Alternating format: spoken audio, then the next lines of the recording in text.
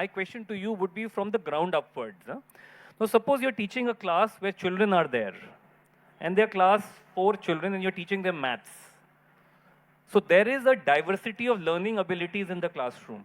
Talking about need, this is a gasping need at the classroom situation where children get fearful of math, which is the most required subject today. So my question to you, and having won the HCL Tech grant, which is like becoming an IS officer in UPSC, let me tell you, it's not easy getting the HCL Tech grant. Easy. It's so not. What does an NGO have to do to be able to capture that need? Because we're talking about need with impact. Yes. And the law is giving us this freedom now that you will get funds for it. Yeah. Why are we still not able to tackle this problem then? Are the NGOs not able to map that need properly? Or are we lacking sufficient tools? Can artificial intelligence come in? Can technology fill in that? So how from an NGO perspective would you like to say on this point? So the NGO itself, so what we do is we teach teachers. And we skill teachers to a level where they can handle a class. So it's a two-step process.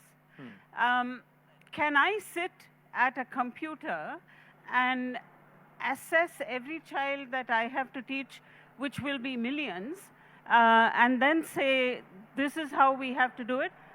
I'll say, not at all, not at all. I have to hand over the job to a real warm person, because the other thing a teacher does is walks into class, and I've done this, carelessly looks at a child's face and grabs the shoulder and just does this and walks to the board.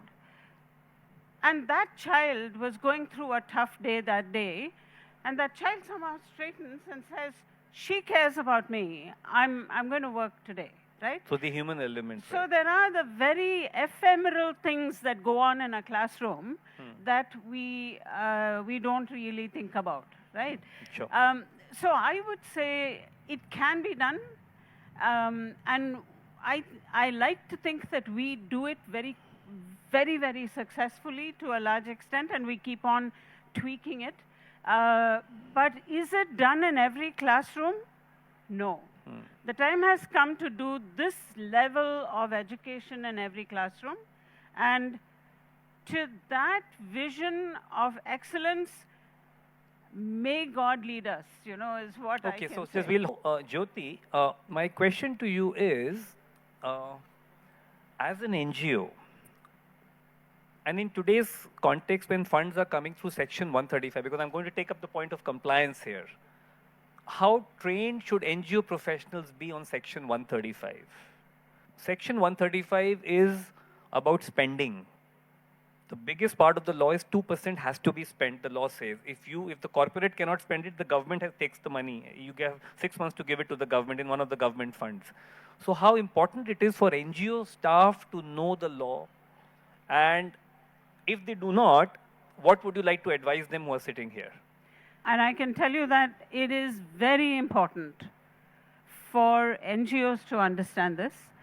We should grow a bank of professionals who see what the NGO does, see what the government needs, and make a map so that we can solve the problems. We don't want to go on against the government, but there are things the government, why are we there? Because the government is not there. And the government doesn't know that that space even exists. So somehow we have to tutor the government to understand what we need, and maybe even tweak the law as the time goes on with additional descriptors so that we can meet it.